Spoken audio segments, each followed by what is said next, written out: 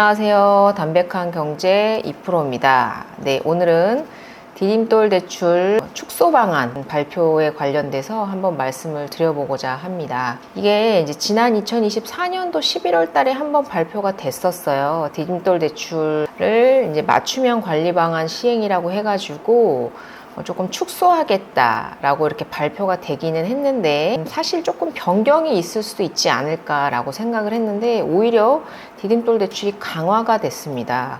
강화가 되는 쪽으로 지금 발표가 났는데 그 이유가 강남 집값을 잡겠다. 지금 서초, 강남, 송파, 용산 그 지역의 집값들이 너무 많이 오르고 있다 보니까 대출 규제를 하겠다라는 명목으로 지금 디딤돌 대출을 규제하겠다고 발표를 했거든요. 이게 보시면 이게 작년 2024년 11월 6일 날 보도자료로 나온 국토교통부에서 보도자료로 나온 내용인데요. 디딤돌 대출을 규제하겠다라는 내용이고요. 특히나 방공제, 그러니까 최우선 변제 금액을 원래가 서울은 5,500, 경기도 같은 경우에는 4,800, 각각 지역마다 그 최우선 변제 금액이 조금씩 차이가 있는데 그것을 소위 말해서 방공제라고 하는데 디딤돌 대출을 받을 때 원래 그 방공제를 하지를 않았어요. 안 왔는데 이제 12월 2일부터 방빼기를 지금 하기 시작을 했죠. 그래서 지금 디딤돌 대출을 받으시는 분들은 5,500만 원, 서울 같은 경우에는 5,500, 그리고 경기도 같은 경우는 4,800만 원의 방공제를 제외하고 지금 대출을 받게 되어 있습니다. 근데 여기서 규제를 추가적으로 더 하겠다는 내용이거든요. 그래서 근데 그 목적이 강남 집값 잡겠다라는 것이 목적인데요. 근데 왜 서민들 대출을 인상을 하는지에 대해서 저도 한번 묻고 싶다, 이렇게 말씀을 드리고 싶어요. 지금 그 서초, 강남, 송파, 용산 같은 경우에는 투기과열 지구이면서 조정 대상 지역이면서, 그리고 지금 토지거래 허가구역으로 묶여있기 때문에요. 지금 대출이 15억 이상은 나오지 않습니다. 그리고 그 네 군데의 구가, 서울의 네 군데의 구의 평균 집값이 약 13억 원 정도 되거든요. 근데 지금 디딤돌 대출 같은 경우에는 우리가 최고로 많이 받을 수 있는 금액이 최대 4억 원까지입니다. 그리고 보통은 일반적으로는 2억 5천만 원이고요. 그리고 생애 최초는 3억 5천. 그리고 그 신혼부부나 다자녀인 경우에는 4억 원까지 받을 수 있는 것인데, 이게 도대체 서초, 강남, 송파, 용산에 집값을 잡는 것과 무슨 연관이 있는지 궁금하다. 그래서 여기도 보면 탁상공론이다라는 얘기가 있어요. 왜 대체 갭 투자가 끌어올린 집값 잡기에 왜 정책 대출 금리를 올리느냐, 이런 얘기도 있고요. 그러니까 지금 요번에 그 방빼기는 물론이고, 아까 말씀드렸던 이 방공제는 물론이고, 지금 금리를 인상하겠다고 했어요. 그래서 심지어 거기에 우대금리까지 폐지하겠다고 발표를 했어요. 그러니까 다자녀나 신혼부부 이런 분들, 취약층들의 우대금리를 적용해주고 있던 것들을 전부 폐지하겠다라고 발표를 했고, 거기에 이제 올해 6월 달부터는 심지어 신축 미등기 아파트 신담보 대출을 제한합니다. 그러니까 예를 들어서 신축 분양 아파트에 들어갈 때, 예를 들어 내가 6억짜리 아파트에 들어간다. 그러면 디딤돌 대출을 받아서 약 4억 정도를 받거나 아니면 최소 2억 5천에서 4억 정도의 대출을 받고 들어가실 수 있는데, 이 신축 미등기 대출에 대한 부분을 이제 2025년 6월 30일 이후에 전면 중단하겠다라고 발표를 했어요. 그래서 이제 후치담보대출이 불가하다라고 하는 건 신축으로 분양받은 집에 들어가실 때 디딤돌 대출을 받을 수 없다라는 의미거든요. 부동산에 지금 정책이 앞뒤가 안 맞다라는 생각이 드는 것이, 지금 서민들이 살 집이 많이 부족해요. 그리고 있는 집도 지금 들어가야 하는 분들도 상당히 도움을 많이 받아야 되는 상황에서 이 후치담보대출을 없애버리면 어떤 대출을 받고 가야 되느냐? 디딤돌 대출 못 받으면 그냥 일반 대출 받아야 되는 거거든요. 그러니까 결론적으로는 은행 좋은 일만 시키는 거다라고 말씀드릴 수밖에 없어요. 제가 앞서 여러 번 말씀드렸지만 지금 대출 총량 규제를 하는데 이 총량에 이 정책자금 대출도 포함이 됩니다. 그래서 이 정책자금 대출도 포함이 되기 때문에 여기에 기본적인 은행 대출, 그러니까 일반 대출이죠. 은행 대출을 포함을 해서 총량을 규제를 한단 말이죠. 근데 이 정책자금 대출, 지금 은행의 대출은 막을 수 없기 때문에 은행의 대출은 막을 수도 없거니와 지금 금리를 내려라 라고 정부에서 지금 금융당국에서 압박을 하고 있단 말이에요. 그러니까 대출 규제 풀어 라고 지금 압박을 하고 있는 상황인데, 그렇기 때문에 지금 정책자금 대출을 막는 것입니다. 이게 지금 국민 여러분들께서 구독자 여러분들께서 생각하시기에 어떻게 생각이 되십니까? 디딤돌 대출은 정말로 최후의 보루 같은 서민들을 위한 정말 대출이고, 요새는 사실 금리도 또한 그렇게 대단히 이제 많이 올랐어요. 금리가 많이 올라서 그런 부분에 대해서 조금 부담을 느끼시는 분들도 있는데, 거기에 이제 반공제까지 빠지는데, 거기에 신축 아파트에 대한 대출까지 불가하게 만들겠다 라는 것은 물론 고지를 한 부분도 없지 않아 있지만, 저는 이 부분에 대해서는 다시 정책에 대한 변화가 있을 거라고 생각을 했어요. 디딤돌 대출을 중단할까라는 생각이 들었는데, 생애 최초로 집을 사시는 분들께서 대부분 신축 아파트에 들어가시는 그런 경향들이 많이 있으시잖아요. 신축 분양 받아가지고 처음으로 내 집에 들어가시는 분들이 많은데, 이런 신축 아파트에 대한 분양을 불가하게 막겠다라는 것은 이 앞뒤가 안 맞는 논리다. 그리고 특히나 그 이유가 강남 집값을 잡기 위해서, 보시면 잠시만요. 여기 보이시네요. 보면 여기에 지금 서울 수도권 갭투자 다주택자 대출 막힌다, 강남 3구 정조준이라고 되어 있거든요. 그러니까 강남 3구에 대한 대출을 막음으로 인해서 지금 토어제를 묶은 강남 3구 와 용산의 집값을 잡겠다라는 게 지금 정부의 방침인데, 그 방침에 지금 들어가 있는 그 정책 중에 하나가, 보시면 아래 정책대출 관리 강화가 있습니다. 이거 그냥 모르시는 분들은 그냥 집값 잡기 위해서 대출 관리 강화하는구나, 잘하고 있네 라고 생각하실 수 있지만 그것이 아니다. 디딤돌과 버팀목 대출은, 특히 디딤돌 대출은 생애 최초 또는 무주택자분들이 받는 대출이고, 그 버팀목 대출은 전세자금 대출이거든요. 근데 이게 서울의 주택시장 과열 요인으로 작용하느냐라는 부분이에요. 근데 지금 작용 시에 대출 금리를 추가 인상하겠다고 했는데 지금 이미 0.2%포인트는 올렸죠. 근데 여기에 또 추가 인상하겠대요. 근데 서울의 집값이 오르면 디딤돌과 버팀목 대출의 집값을 올리겠대요. 그리고 수도권은 지금 집값 오르지도 않았는데 수도권 얘기도 하면서 대출 금리 올리겠대요. 근데 지금 서울에 아까 앞서 말씀드린 대로 서울의 집값 평균이 11억 원이고요. 서초, 강남, 송파, 용산 같은 경우에는 13억 원이 넘습니다. 이건 디딤돌 대출과 전혀 관계가 없는 집값이거든요. 근데 지금 정책 대출을 쏙 집어넣어서 마치 강남 3구의 집값을 우리가 잡을 명목으로 정책 대출을 강화한다라는 취지로 지금 대출의 총량을 규제하려고 하고 있다. 그래서 일반 사람들의 일반 대출로, 서민들조차도 일반 대출로 전환해서 고금리의 대출을 받도록 유도하고 있는 거라고 밖에는 저는 말씀을 드릴 수가 없다라는 생각이 들어요. 그래서 상당히 좀 디딤돌 대출을 막는 건 저는 진짜 상당히 어이없다. 그리고 그 목적이 강남 집값을 잡겠다는 것이 목적이라고 하면서 디딤돌 대출에 대한 정책자금 대출을 축소시키고 방빼기를 하고 금리를 올리고 우대금리를 폐지하고 신축 아파트에 대한 대출을 금지하는 것은, 저는 이거는 정말 눈 가리고 아웅하는 대책이다 라고 생각이 들고요. 잠시 채팅을 읽어드리면, 승려라이님 오늘도 감사합니다. 셋부사님, 언제부터 또 중단하나요? 이랬다 저랬다 너무 일관성이 없어서 국민들은 혼란스럽습니다. 임채동님, 토호제 올파포 관계는 어떻게 될지 분석해 주시면 감사하겠습니다. 보라데모, 이름 바꾸셨네요.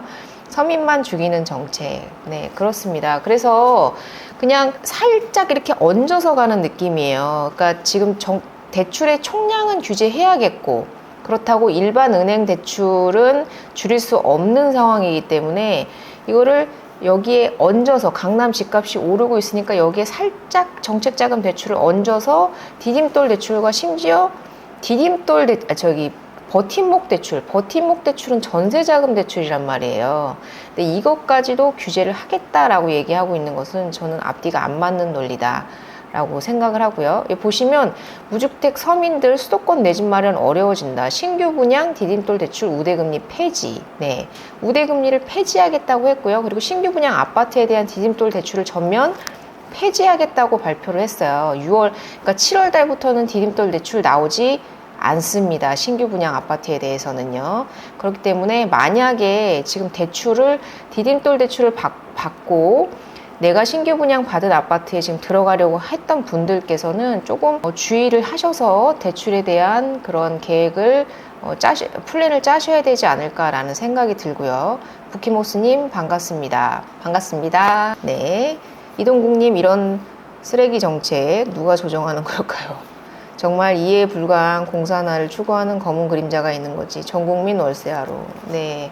저는 이 디딤돌 대출, 그때도 제가 작년 11월 달에도 한번 제가 방송으로 만들었지만 제가 강력하게 비판했어요. 디딤돌 대출 막는 것은 절대, 제가 11월 달에 절대 은행 대출은 막을 수 없다. 2025년 초가 되면 은행 대출은 반드시 풀릴 것이다 라고 말씀을 드리면서, 그렇기 때문에 정책자금 대출을 막는 것이다 라고 제가 말씀을 드렸는데, 이건 진짜 국민들을 개돼지로 보는 게 아니고서야 어찌 서초, 강남, 송파, 용산의 집값을 잡겠다고 하면서 디딤돌 대출을 폐지하겠다고 하는 건지 저는 알 수가 없다.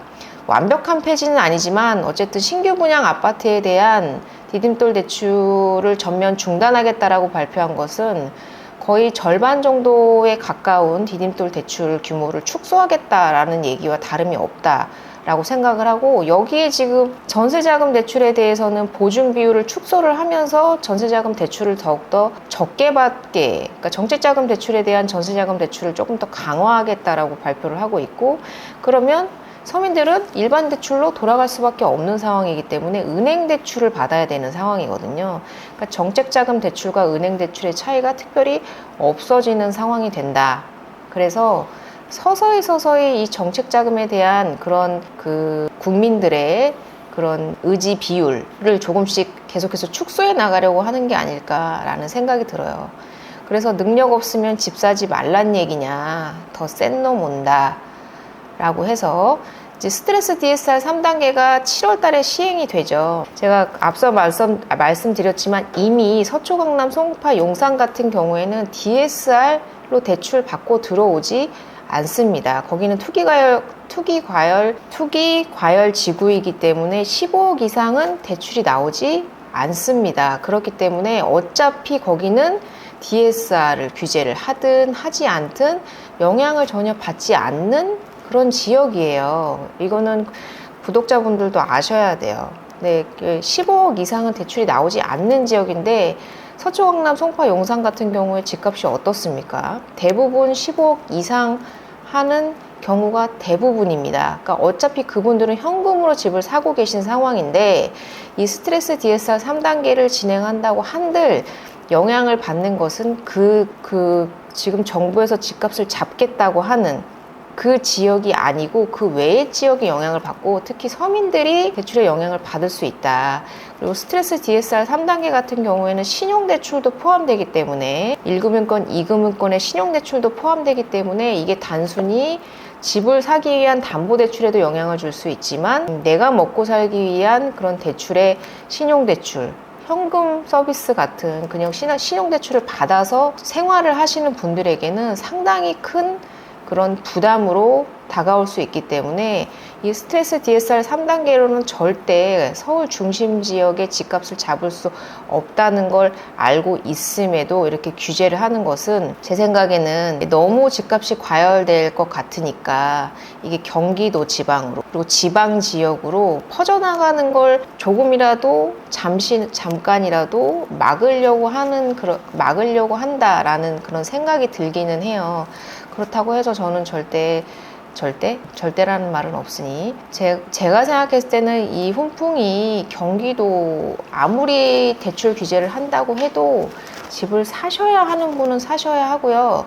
지금 어떤 분들이 갭 투자를 하고 있습니까? 갭 투자 다주택자가 지금 대출을 받고 있습니까? 똘똘한 한 채가 지금 대세인 이 시점에 경기도도 마찬가지고요. 지방도 마찬가지고 서울도 마찬가지고 지금 갭 투자 다주택자 그렇게 비율이 집값을 상승시킬 만큼 그렇게 많지 않습니다. 워낙에나 규제가 강력해서. 근데 여기를 뭐 다주택자를 정조준 해가지고 갭 투자 대출과 다주택자를 제한하고 뭐 전세자금 대출 보증을 축소해서 조기 시행하고 뭐 정책자금 대출 관리 강화 이거 아무런 의미 없는 정책이다. 이거 서민들만 죽이는 정책이다. 저는 이렇게 생각을 하고요.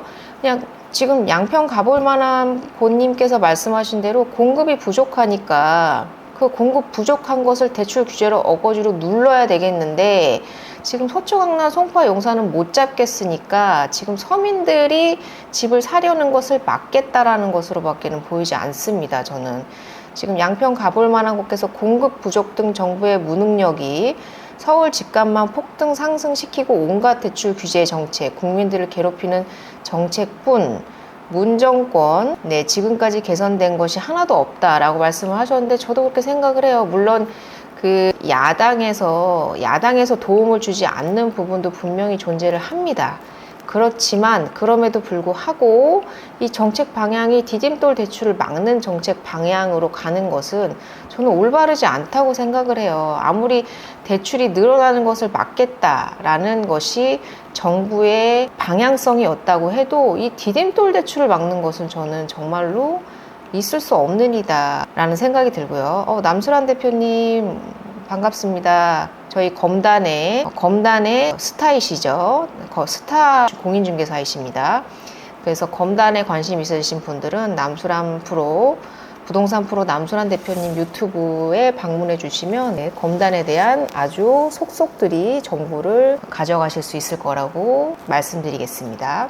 그래서 지금 이런 대책들이 서민을 죽이는 정책이다라는 생각이 들고 지금 현금 부자들은 이거 뭐 갭 투자 대출, 전세자금 대출, 정책관리 대출 강화한다고 한들 그리고 강남 상구의 대출을 모니터링을 한들 지금 다 현금으로 사고 계신다. 15억 이상 대출 나오지 않는다. 지금 제가 어제 말씀드린 반포의 메이플자이 같은 경우에도요. 34평, 9평 기준에서 매매가가 45억이 넘습니다. 그러면 대출이 나오겠습니까? 그냥 현금으로 사시는 거거든요. 그러면 거기가 토지거래 허가구역으로 묶이든 투기 가열 지역으로 묶여 있든 그분들은 신경 쓰지 않습니다. 근데 왜 그런 지역에 그렇게나 목을 매시면서 다른 지역 그 풍선 효과를 자꾸 만들어내시는지 이해할 수가 없다. 이렇게 말씀을 드리고 싶고요. 그리고 이 디딤돌 대출에 대해서 한번 간단하게 설명을 드리면 뭐 대부분의 분들이 알고 계시겠지만 이제 최대 4억 원까지 나오는 대출인데 기본적으로는 1주택자에게 대출을 내주고 2억 5천만 원까지 나옵니다. 그리고 생애 최초로 구입을 하시는 경우에는 3억 원까지고요. 신혼부부 다자녀 같은 경우에는 4억 원까지 나오는 대출이고요. 그리고 보시면 2024년 12월 2일 날 방공제 면제를 폐지를 했어요. 그러니까 방공제라는 건 방빼기, 소위 말해 방빼기인데 은행에서 최우선 변제 금액을 빼고 대출을 내주는 거예요.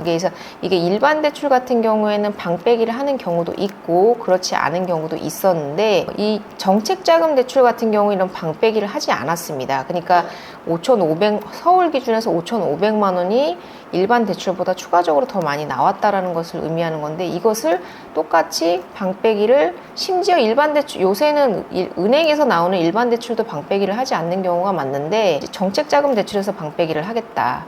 그래서 방빼기를 하게 되면 지금은 반공제가 없기 때문에 그냥 5억 원에 대해서 75%니까 3억 5천만 원이 나오는 건데 여기서는 70%로 5억 원이면 3억 5천만 원에서 5억 5천을 빼야 되니까 5,500만 원을 빼야 되니까 2억 9,500만 원만 나오는 것이기 때문에 우리 서민들 입장에서 생각했을 때는 상당히 대출이 상당히 많이 빠지는 거다 이렇게 보셔야 될 것 같아요. 양평 가볼 만한 곳님 얘기한 대로 정책 대출 벌써 금리 올랐어요. 네, 금리가 올랐는데 거기서 지금 더 올리겠다고 얘기를 하고 있는 상황이고 지금 보금자리론 같은 경우에는 거의 4%까지 올라왔기 때문에 사실 일반 대출과 크게 메리트가 없는 상황이라 보금자리론은 많이 이용하지 않고 있는 심지어 그런 상황이다 라고까지 말씀을 드릴 수 있을 것 같아요. 그래서 앞서 말씀드린 대로 이제 그 신축 아파트 같은 경우에 2025년 6월 30일 이후에 반공제, 그러니까 서울 기준에서 5,500만 원, 그리고 경기도 기준에서 4,800만 원이 덜 나옵니다. 근데 이거는 현재 지금 진행하고 있는 거기 때문에 이제 지금 대출을 받으시건 6월 이후에 대출을 받으시건 이 금액은 빼고 대출을 지금 받고 계실 거고요. 이 후치담보대출이 불가하다라는 것은 앞서 말씀드린 대로 신축 분양 물건, 신축 아파트, 그러니까 아직 등기가 낮은 미등기 아파트. 뭐 예를 들어 지금 남수란 대표님 오셨는데 그런 신도시, 이기 신도시 같은 곳에는 신규 아파트들이 많이 있잖아요. 근데 그런 곳에 디딤돌에 후치담보대출을 불가하게끔 만든다는 것은 미등기 아파트에 담보대출을 내주지 않겠다라는 내용이기 때문에 6월 30일 이후에 디딤돌 대출을 받으시는 분들은 상당히 주의를 요한다. 거기에 실거주 요건이 디딤돌 대출 같은 경우에 원래 1년이었어요. 1년만 거주하면 됐는데 지금 2년으로 강화가 됐습니다. 그러니까 바로 전입신고하고 실거주를 반드시 1년 이상 했어야 하는데 지금 2년으로 강화를 했기 때문에 이런 부분도 상당히 조금 대출받는 서민들 입장에서는 상당히 부담이 되는 부분이 되실 수 있고요. 그리고 우대금리를 폐지하겠다고 발표를 했고요. 그리고 등기가 완료된 이후에 디딤돌 대출로 전환이 되느냐에 대한 질문에 대해서 형평성 문제 때문에 디딤돌 대출 전환 불가하다라는 답변을 했습니다. 그러니까 등기가 완료가 된 이후에도 디딤돌 대출로의 대환 대출은 불가하다라고 발표를 했기 때문에 신축 아파트에 들어가시는 경우에는 그냥 일반 대출 받으셔서 들어가셔야 된다라는 상황이고요. 전세난이 정말 더욱 심각해지겠네요, 이동국님. 정말 그렇습니다. 전세난이 점점 더 심각해질 것으로 우려가 되고요. 왜냐하면 전세 대출이 안 나오면 임대인분들이 전세를 내줄 수가 있겠습니까? 그쵸? 전세 대출을 내줄 수가 없는데 어떻게 전세를 내겠습니까? 그래서 지금 월세에 대한 비중이 계속해서 늘어나고 있는 것도 전세에 대한 전세 대출이 계속해서 축소되고 그리고 전세 사기에 대한 그런 공포 심리를 조장함으로써 정부에서 그러므로 해서 월세에 대한 그런 니즈가 높아졌고 특히나 똘똘한 한 채에 대한 니즈가 상당히 높아지면서 전세에 깔고 앉아있는 돈을 아까워하시는 그런 분들이 많아지셨어요.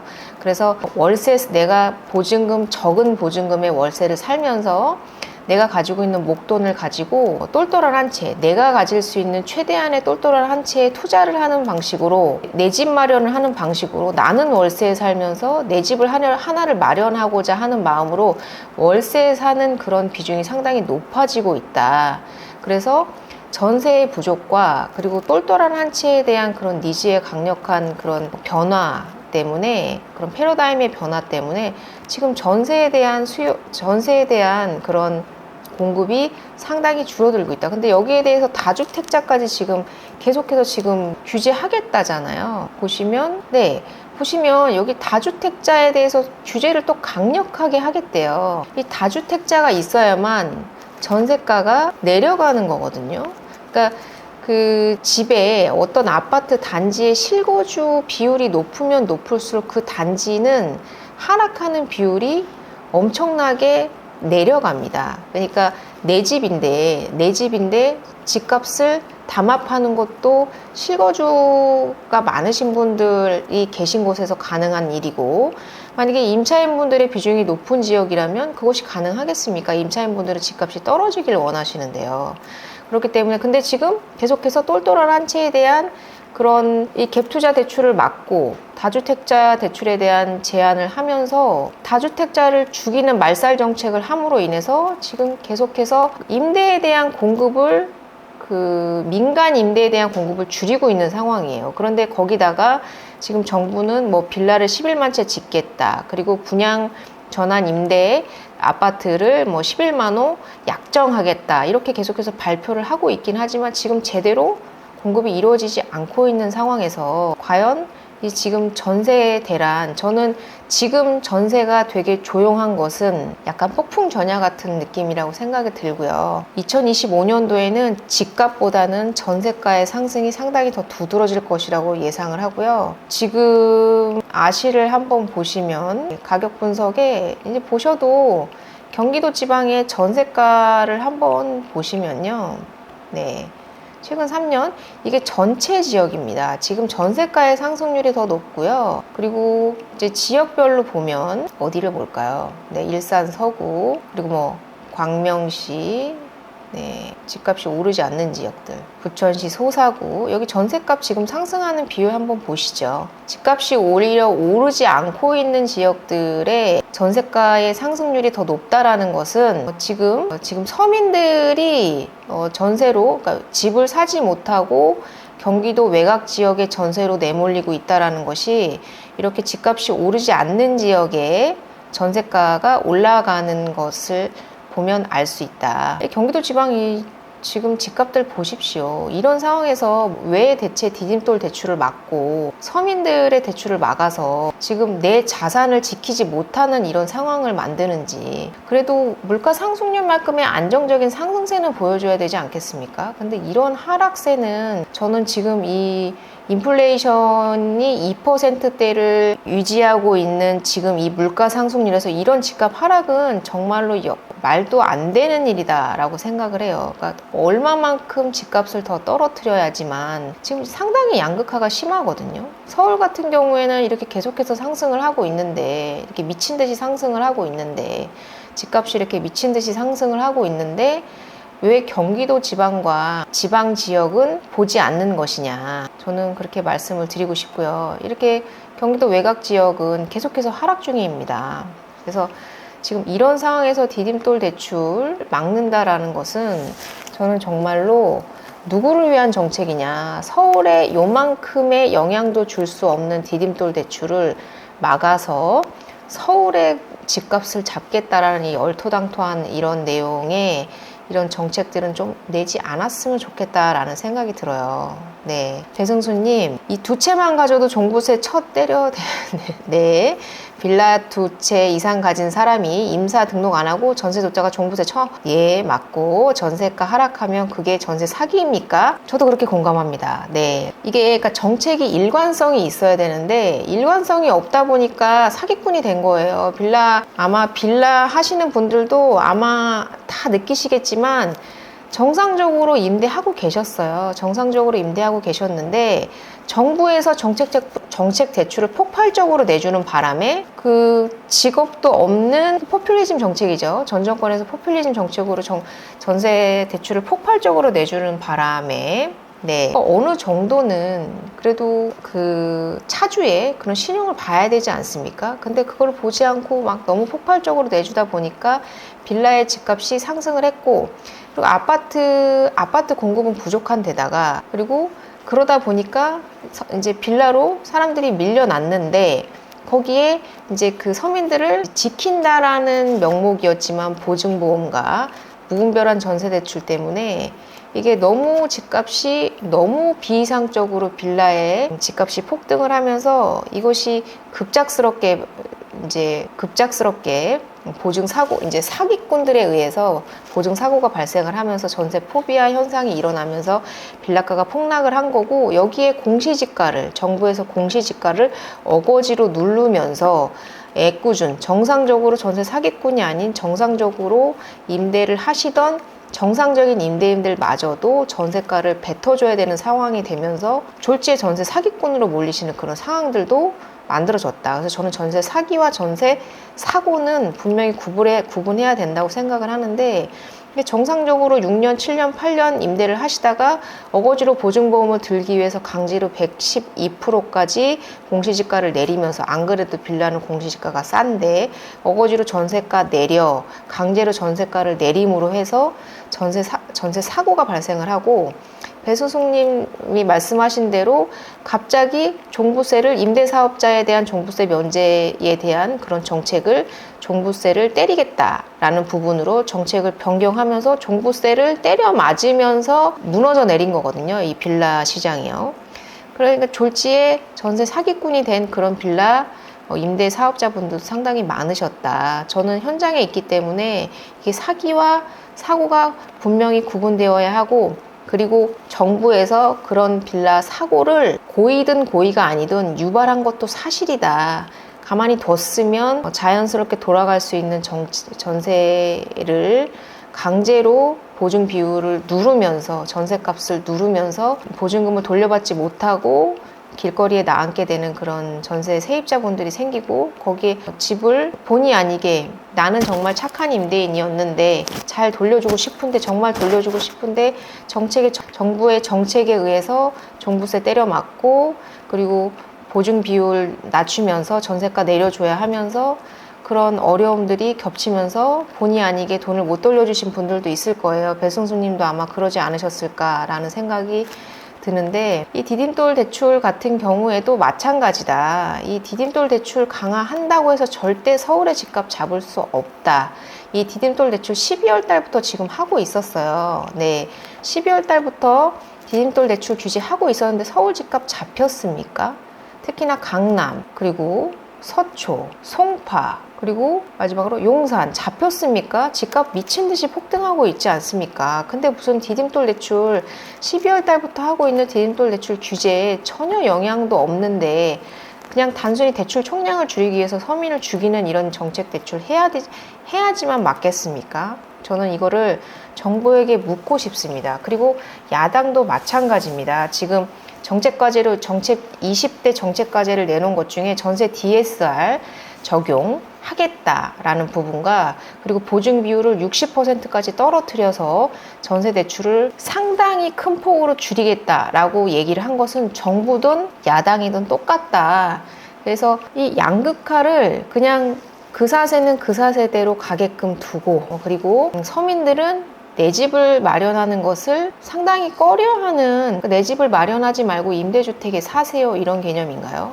저는 그렇게밖에 보이지 않는다.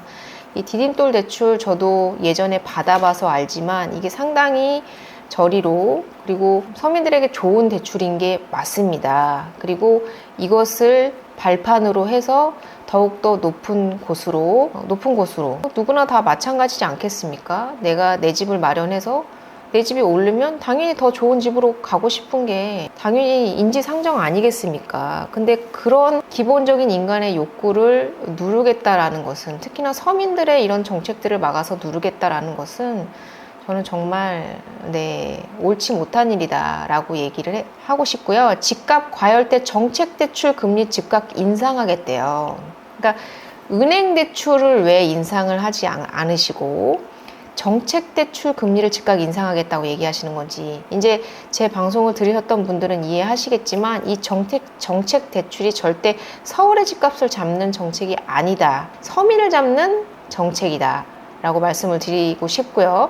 어차피 다주택자들은 정책 대출 받지도 못합니다. 네.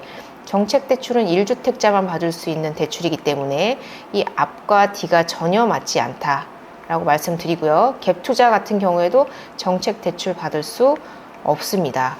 그러면서 정책 대출 금리를 즉각 인상하면서 다주택자와 갭 투자의 대출을 엄격하게 관리하시겠대요. 이게 그냥 듣기에는 뭐 되게 열심히 대출 규제를 하고 계신 것처럼 얘기를 하시지만, 지금 은행을 규제하겠다라는 얘기는 단 한 줄도 없습니다. 네, 그리고 은행을 규제할 수도 없습니다. 제가 여러 번의 방송에 걸쳐서 말씀드렸지만 은행은 사기업입니다. 강제할 수 있는 금융당국에서 권고는 할 수 있지만 강제할 수는 없는 부분이기 때문에, 그리고 지금 금리 내리라고 지금 얘기하고 계시지 않습니까? 은행에. 왜 기준금리 내렸는데 왜 은행의 대출 금리는 우리가 느낄 수 있을 만큼 왜 대출 금리는 내려가지 않느냐라고 지금 금융당국에서 비판하고 계시지 않습니까?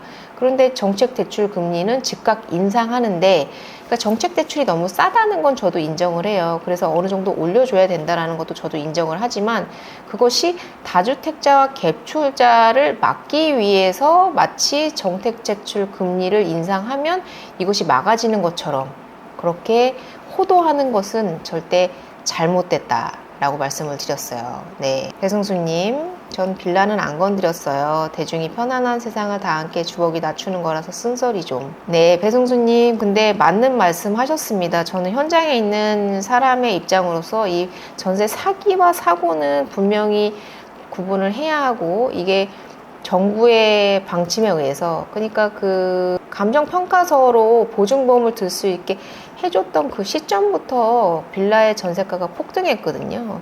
그러니까 부동산의 정책 때문에 빌라의 전세가가 과열된 것도 사실이고, 그로 인해서 전세가가 붕괴된 것도 사실인데, 거기에 보증 담보 인정 비율을 더 내리면서 더욱더 전세 사고를 폭발적으로 일으킨 것도 정부의 일부 책임이 있다라고 저도 생각을 하기 때문에 배승수님 말에 저는 동감을 합니다. 다란동 맥길로이님 반갑습니다. 네. 그리고 양평동 가볼 만한 고민, 다주택자들에게 세금 혜택, 대출 규제 완화 등을 줘도 부족한데 반대로 정책을 하면서 집값을 잡겠다, 이해 불가. 보기에는 좋잖아요. 보시기엔 좋잖아요. 우리가 대출을 금리를 인상을 해서 다주택자를 때려잡겠다, 집값을 우리가 때려잡겠다 라고 얘기를 하지만, 제가 앞서 말씀드린 대로 12월 달부터 디딤돌 대출 규제하고 DSR 스트레스 1단계, 2단계, 지금 3단계가 지금 시행되기 직전인 이 상황에서 서울의 집값 어떻습니까? DSR에 영향 안 받는다니까요. 서울은요. 대출 안 받아요. 15억 이상은 대출 안 받습니다. 못 받습니다. 그리고 연봉 높으신 분들은 DS 적용 받는다고 해도 충분히 대출 많이 받고 있습니다. 그래서 서울에 영향을 주는 것이 아니라 경기도에 영향을 주고 있다. 그래서 지금 경기도의 집값이 오르지 못하는 이유가 그 DSR 때문이라는 것을 우리 국민 여러분들께서도 아셔야 한다. 그 DSR이 서민을 잡는 정책이라는 것을 아셔야 하는데, 이 정부에서는 원하지 않는 거예요. 경기도 집값이 오르는 것을. 근데 제가 무조건 경기도 집값이 올라야 돼 라고 얘기하는 게 아니라, 서울은 오르는데 경기도만 떨어져야 되겠느냐, 저는 그걸 말씀을 드리는 거예요. 양극화를 이렇게 심각하게 만들어서야 되겠느냐라는 거예요. 같은 국민의 입장에서 서울에 사는 사람과 경기도에 사는 사람과 지방에 사는 사람이 달라야 되겠냐라는 걸 말씀드리는 거예요. 특히나 지방 같은 거에는 더욱더 심하죠. 네, 이렇게 지금 집값이 언제까지 계속해서 떨어져야지만 속이 시원하시겠습니까? 서울과 얼마만큼 갭 차이와 양극화를 만드셔야지 속이 시원하시겠습니까? 이 DSR 규제에 서울의 서초, 강남, 송파, 용산, 마용성 같은 지역은요, 이미 똘똘한 한 채에 대한 그런 니즈가 너무나 오랜 시간 지속되어 왔기 때문에 투자자들은 다 빠져나가고 실수요자들이 거주를 함으로써 이제는 집값이 떨어질 수 없는 그런 구조를 만들어 놨기 때문에 서울은 이제 놔둬야 됩니다. 서울 집값은 잡을 수 없어요. 저는 그렇게 생각이 들고, 경기도와 지방에 지금 집값을 부양해야 되는 상황이다. 이렇게 심각하게 부동산을 하락시키면 경기 침체의 수준이 얼마나 더 심각해질지, 그리고 이런 서민들의 삶이 얼마나 더 팍팍해질지에 대해서는 정말 말씀드리지 않아도 다들 아실 거라고 생각이 들어요. 그래서 지금 이 지방에 지금 이런 하락세가, 그래도 지금 전라도 보세요. 전세가만 올라가고 있잖아요. 매매가는 올라가지 않고요. 그러니까 이제 집을 살 수 없으시니까 전세가가 올라가는 거고, 전세가 부족하니까 전세가도 올라가는 거거든요. 네, 정말 이런 상황을 언제까지 이렇게 두실 건지. 지방 국민들은 국민이 아닙니까? 서울 국민만 국민입니까? 이렇게 보시면 전세가만 올라가고 있잖아요. 매매가는 그대로 있고요. 그리고 지금 이 마이너스를 보인다는 건 정고점을 회복하지 못했다라는 것을 의미하는 것이기 때문에 오르는 지역만 오르고 있다. DSR 규제하면 뭐합니까? 대출 규제하면 뭐합니까? 오르는 곳은 계속 오르는데요. 보시면 아시겠지만 오르는 곳은 계속 오르고 떨어지는 곳은 계속 떨어지고 있습니다. 이 대출 규제에 대한 영향이 돈 많은 사람에 대한 대출 규제에 영향이 있는 것이 아니고 우리 서민들에게 상당히 큰 영향을 주고 있다는 것이 이런 점만 봐도 알 수가 있다. 네, 집값이 낮은 곳에 지금 더욱더 큰 영향을 주고 있다는 것을 이 서울 지방에서만 봐도 알 수 있어요. 서초, 강남, 송파, 강동, 광진, 성동, 용산 이런 지역들 집값이 그래도 서울 지역에서 높은 지역들의 집값의 상승률과 그리고 조금 대비했을 때 좀 저렴한 지역의 상승률이 어떻습니까? 이 DSR의 영향을 받고 있는 것이 과연 어떤 지역인지에 대해서 한번 반문하고 싶다라고 저는 말씀을 드리고 싶어요. 네, 정부가 돈이 없다는 겁니다. 맞습니다.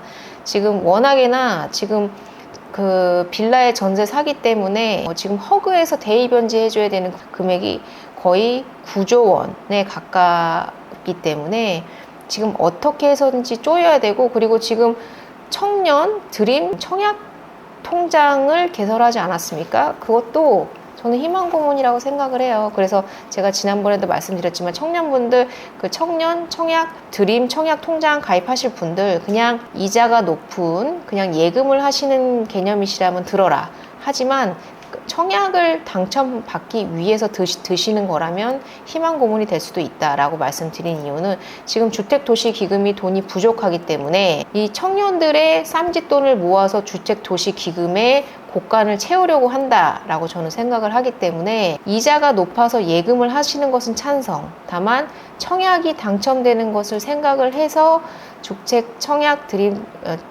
드림 청약 통장에 가입하시는 것을 저는 반대이다. 라고 말씀을 강력하게 드리겠습니다. 네.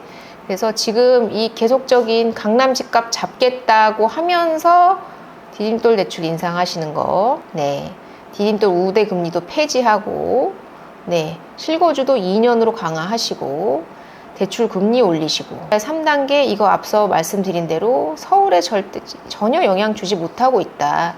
오히려 낮은 집값에 서울 외곽 지역과 경기도에 지금 영향을 주고 있을 뿐이다 라고 말씀을 드리고 싶고 그리고 집값 과열 때는 정책대출 금리를 즉각 인상해서 다주택자 갭투자 막겠다고 했는데 정책대출은 다주택자 갭투자 하시는 분들은 원래 받을 수 없는 대출이다. 네, 이래서 눈 가리고 아웅하는 이런 대출 대책들 내놓지 마셨으면 좋겠는데 어떻게 해서든지 대출을 잡고 도시기금의 고가를 채워야 되는 지금 정부의 상황에서는 지금 사면 초과인 상황에서 지금 서민의 대출을 막아서 기금의 고가를 채우겠다라는 지금 이런 안타까운 현실이 안타깝다라는 얘기를 말씀을 드려보고 싶고요. 네, 배승수님 토제 지역 묶어봐야 별 타격 없어요. 전세 오르면 묶여있는 돈 다시 회수, 수요는 몰려 들어오고 풍선 효과만.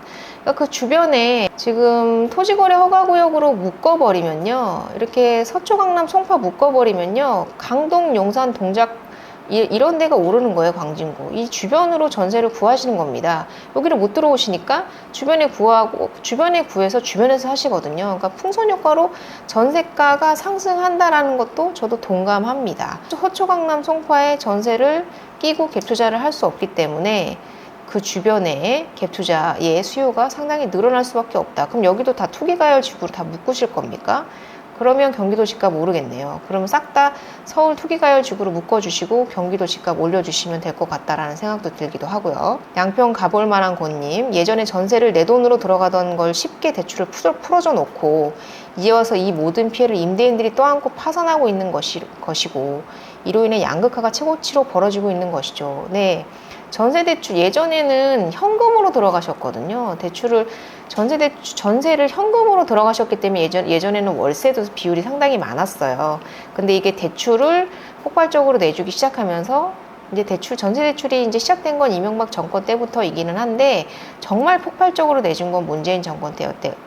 때부터였고, 심지어 그 직업이 없으신 분들도 대출을 내주셨으니까요. 정말 상당히 과열되는 양상으로, 심지어 거기에 이자 또한 1% 미만으로 받을 수 있는 대출을 내주다 보니까 정말 폭발적으로 대출을 내주니까 당연히 집값이 상승하죠. 수요가 많아지니까 집값이 상승하죠. 근데 이제 와서 대출 규제해서 이 전세 시장을 붕괴를 박살을 시켜버려서 임대인들을 정직하게 임대하고 계신, 그리고 전세를 원하시는 분들에게 전세를 주시고 서로 상생하시는 거잖아요.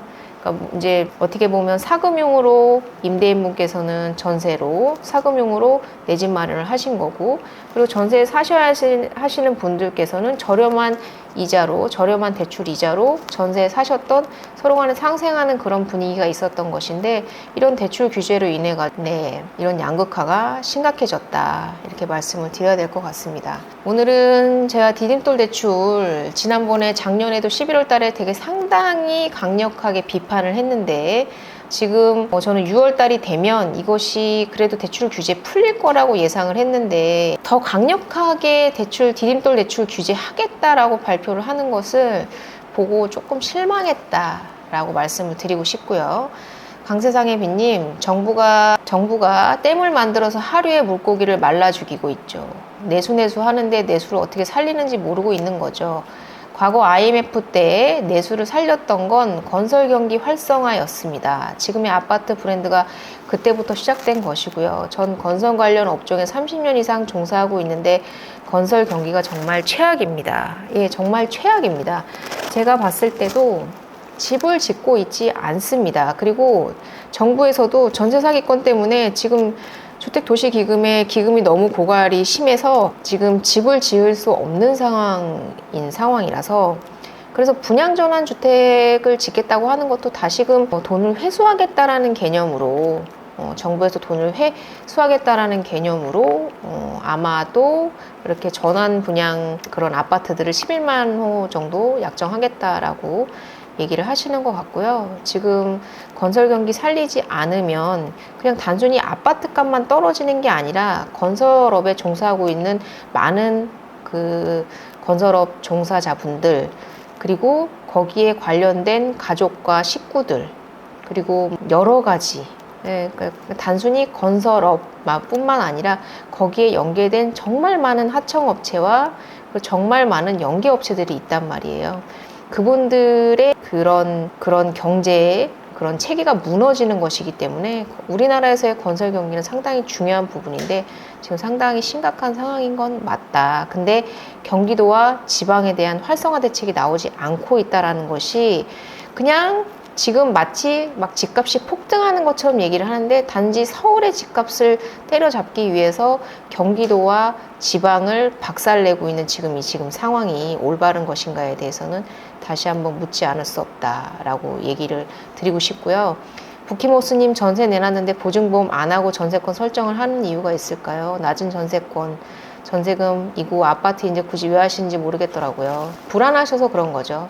전입신고 확정일자 받으실 수 있으면 전세권 설정하는 거 아무런 의미 없습니다. 근데 그냥 불안하셔서 하시는 거죠. 부동산 가사불사조님, 부동산 관련 업자들 다들 죽어나가고 있습니다. 정말 그렇습니다. 이 부동산 업자분들이 죽어나가면 집값 폭락하겠네, 이제 집값 내려가겠네가 아니라, 부동산 업자분들이 집을 안 지으면 당장에는 집값이 폭락할 수 있겠죠. 지금 경기도와 지방처럼요. 근데 집을 안 지으면 어떻게 될까요? 그러면 3년 뒤에, 4년 뒤에, 5년 뒤에는 그 집을 안 지은 여파가 그 5년 뒤에, 10년 뒤에 나타나는 거거든요. 그럼 그때는 지급이 부족함으로 인해서 집값이 폭등하게 되어 있어요. 그래서 지금 집을 안 짓고 집값이 폭락하는 것을 기뻐할 일이 전혀 아니시다. 다들 알고 계실 거라고 생각을 해요. 제가 주제 넘게 이렇게 말씀을 드려도 다들 아실 거라고 생각이 들고요. 슈퍼카 타는 부자들은 살기 좋은 환경, 경차 타는 서민들은 할부이자 올려 버스 타고 다녀라. 강제정책. 안타까운 상황입니다. 그래서 경기도 그리고 지방에 대한 부동산 활성화 정책 반드시 나와야 된다고 생각을 하고요.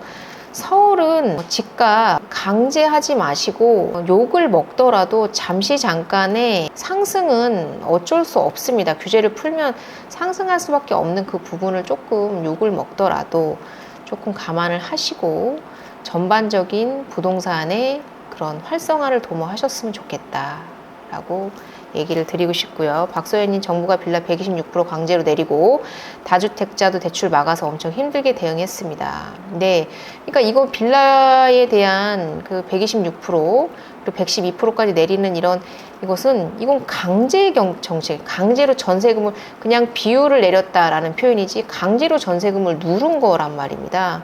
이건 공산국가 정책이 아니고 무엇입니까? 시세라는 것이 있고 니즈가 맞으면 내가 전세 임차인이 내가 그게 시세에 맞다고 판단이 되면 들어가는 거거든요. 근데 그것을 강제로 정부에서 규제해서 막는다라는 것은 얼토당토한 일이었다. 그래서 빌라에 대해서 얘기하려면 뭐 1시간 갖고 부족해서요. 다음에 한번 빌라에 대해서 또 다시 한번 말씀드려보도록 하겠습니다. 오늘 많은 분들이 들어와 주셨는데요.